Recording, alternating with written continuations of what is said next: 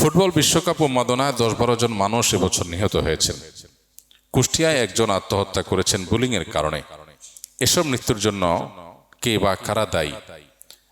প্রিয় ভাইরা আমার, খুবই দুর্ভাগ্যজনক একটা বাস্তবতা, খুবই দুর্ভাগ্যজনক একটা বাস্তবতা যে আমাদের দেশে প্রতি বছরই খেলাকে কেন্দ্র করে মানুষের প্রাণ ঝরে। ইমানদারের জীবন এত সস্তা হয়ে গেল যে কোথাকার কোন দেশের খেলোয়াড় তারা হারলো কি জিতলো তার জন্য আমরা মারামারিতে লিপ্ত হয়ে যাব, খুন করে ফেলবো, বন্ধু বন্ধুকে পানিতে চুবিয়ে মেরে ফেলেছে। এই উন্মাদনা যারা তৈরি করছেন, এই উন্মাদনাকে যারা মাত্রাহীন ভাবে নিয়ে যাচ্ছেন, সীমাহীন উন্মাদনা যারা তৈরি করছেন, তারা এর দায় এড়াতে পারেন না। খেলাধুলা মানুষের জীবনের অংশ, বিনোদন মানুষের জীবনের অংশ। শরিয়ার সীমানার মধ্যে সেটা করতে শরিয়া নিষেধ করে না, কিন্তু সীমা লঙ্ঘনকারীকে আল্লাহ তাআলা পছন্দ করেন না। ইন্নাহু লা ইউহিব্বুল মুতাদিন। আল্লাহ তাআলা সীমা লঙ্ঘনকারীকে পছন্দ করেন না। আল্লাহ সীমানা ক্রস করে গেলে সেখানে অকল্যাণ আসবেই, আজ অথবা কাল। মানুষ একটা সময় হয়তো বুঝবে, কিন্তু ততদিন হয়তো দেরি হয়ে যাবে। কুষ্টিয়া বিশেষ করে যে ঘটনা ঘটেছে, গণমাধ্যম থেকে যেটুকু জানা গেল যে তার পছন্দের দল হেরে গেছে, তিনি মন খারাপ। এর মধ্যে তার যে দল প্রতিপক্ষ, তাদের সমর্থকদের বুলিং এর কারণে তিনি সহ্য করতে না পেরে আত্মহত্যা করেছেন। তার স্ত্রী আছেন, ছোট ছোট সম্ভবত 2টা বাচ্চা পর্যন্ত আছে। চিন্তা করা যায়, মানে এর চেয়ে বড় ট্র্যাজেডি আর কি হতে পারে? 10-12 জন মানুষ একটা দেশে মারা যাচ্ছে, সেই দেশেরও কোনো খেলা না। কোথাকার কোন দেশের খেলা? এমন দেশের সাপোর্টও করছে দেশ, যে দেশ রাষ্ট্রীয়ভাবে বলছে, ঘোষণা দিচ্ছে রীতিমতো যে আমরা ইহুদিবাদীদের সাথে আছি, ফিলিস্তিনের বিপরীতে আছি, এবং তাদের সমর্থকরা তাদের পতাকা রীতিমতো প্রদর্শন করছে গ্যালারিতে। আর মুসলমানের সন্তান তাদের জন্য পাগল পরা হয়ে যাচ্ছে। মুসলমানের সন্তান তাদেরকে সমর্থন জানিয়ে জীবন পর্যন্ত দিয়ে দিচ্ছে। এর চেয়ে দুর্ভাগ্যজনক বিষয় আর কি হতে পারে? আল্লাহ তাআলা আমাদের ভাইদেরকে হেদায়েত দান করুন। যাদের সুযোগ আছে তারা শারীরিক কসরত করবেন, ব্যায়াম করবেন, সুস্থ থাকার জন্য এটা দরকার। নবীজি সাল্লাল্লাহু আলাইহি সাল্লাম বলেছেন, আল মুমিনুল কাবিয়্যু আহাব্বু ইলাল্লাহি মিনাল মুমিনিদ দাঈফ। দুর্বল ঈমানদারের চাইতে আল্লাহ তাআলার কাছে সবল ঈমানদার বেশি প্রিয়। সবল ঈমানদার থাকার জন্য আপনার খাদ্য, আপনার ঘুম, আপনার সবকিছু পরিমিত হওয়া দরকার, সুস্থ স্বাস্থ্যসম্মত হওয়া দরকার, হিসেব নিকেশ করে হওয়া দরকার। ফুড ভ্যালু, খাদ্য শক্তি বিবেচনা করে করে আপনার খাবার গ্রহণ করা দরকার, উপকারী জিনিস খাওয়া দরকার। কোরআনে আমাদেরকে আল্লাহ তাআলা হালাল খেতে বলেছেন, তয়্যিব খেতে বলেছেন। হালালান তয়্যিবা, এমন হালাল যেটা তয়্যিব, হালাল এবং পবিত্র। এখানে তয়্যিব শব্দের আক্ষরিক অর্থ পবিত্র হলেও তাফসিরে কুরতুবী ইমাম কুরতুবী রাহমাতুল্লাহ আলাইহি তয়্যিব শব্দের কয়েকটা ব্যাখ্যার ভিতরে একটা ব্যাখ্যা উল্লেখ করেছেন যে যেই খাবার মানুষের দুনিয়া এবং আখিরাতে ক্ষতির কারণ হবে না সেটা। এবং ইমাম ইবনে আশুর রাহিমাহুল্লাহ তিনি তাহরীর ও তানভীর এর মধ্যে লিখেছেন যে একই কথা, অর্থাৎ তয়্যিব মানে হলো যে খাবারে মানুষের দুনিয়াতেও ক্ষতির কারণ হবে না, আখিরাতেও ক্ষতির কারণ হবে না।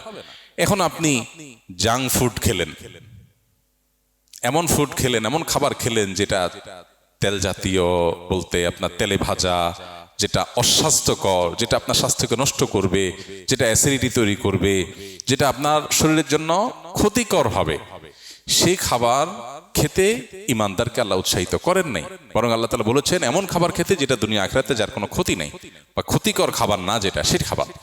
এই জন্য ইমানদার সুস্থ থাকার চেষ্টা করবে, সেই জন্য তার লাইফস্টাইলকে সেভাবে সাজাবে।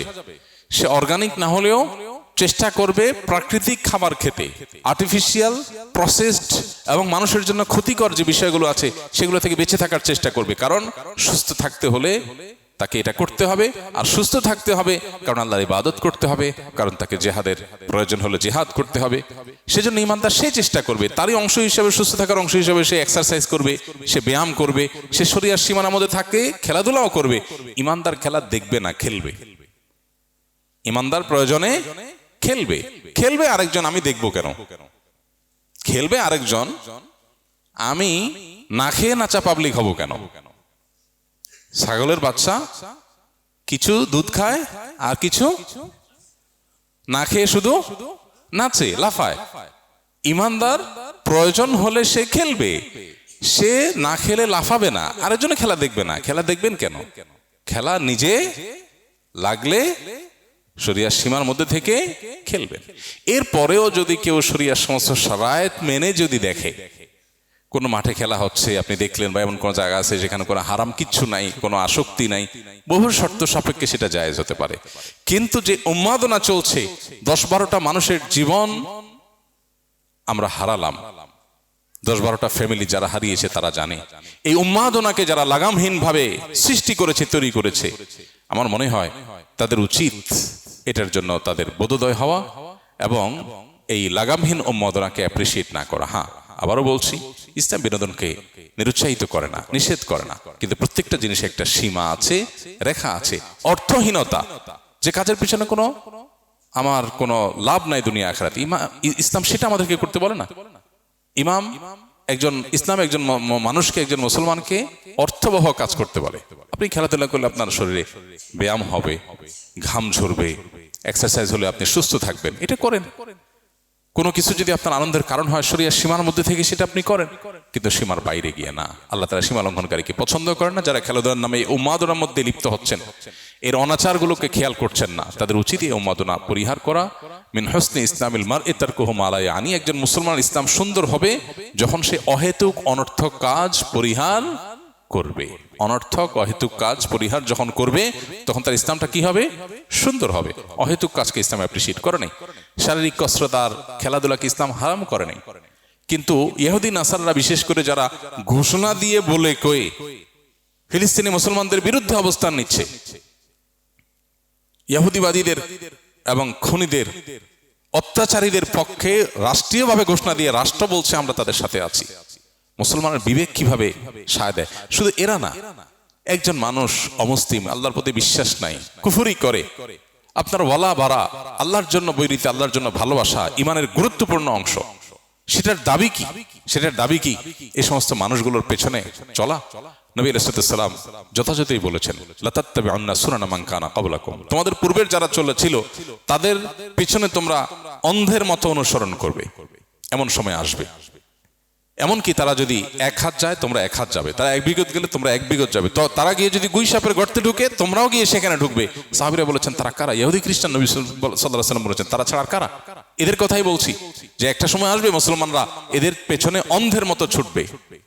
তো এই জন্য ভাই, এই অন্ধত্ব পরিহার করা দরকার এবং সীমালঙ্ঘন পরিহার করা দরকার। গ্রামে গঞ্জে আজ বড় বড় স্ক্রিনে খেলা দেখানো হচ্ছে এবং তরুণদের, কিশোরদের জুয়ার দিকে নিয়ে যাওয়া হচ্ছে। প্রতিটা গ্রামে গ্রামে এখন কম বেশি এই সমস্ত জুয়ার আসর বসছে খেলাকে কেন্দ্র করে। কোন দল জিতবে, কোন দল হারবে, বাজি ধরছে টাকা দিয়ে এবং সর্বস্ব শেষ করে ফেলছে। বেশ কিছুদিন আগে আমরা দেখেছি যে ক্যাসিনো কাণ্ডে কত প্রতিষ্ঠিত মানুষ রাস্তায় বসে গেছে।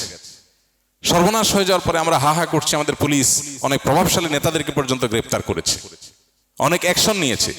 কিন্তু আমাদের কিশোররা, তরুণ প্রজন্মেরা তথাকথিত খেলার নামে যে তারা জুয়ার ভিতরে হাবুডুবু খাচ্ছে, এই নেশা ভিতরে একবার ঢুকে যাচ্ছে, একবার এই জগতে ঢুকলে মাদকের মতো আর বের হতে পারে না। আল্লাহ তাআলা এর জন্য কোরআনে কারিমে জুয়া এবং মাদককে পাশাপাশি উল্লেখ করে বলেছেন যে ইন্নামাল খামরু ওয়াল মাইসিরু ওয়াল আনসাবু ওয়াল আজলামু রিজসুম মিন আমালিশ শাইতানি ফাজতানিবু। এগুলো শয়তানের কর্মকাণ্ড।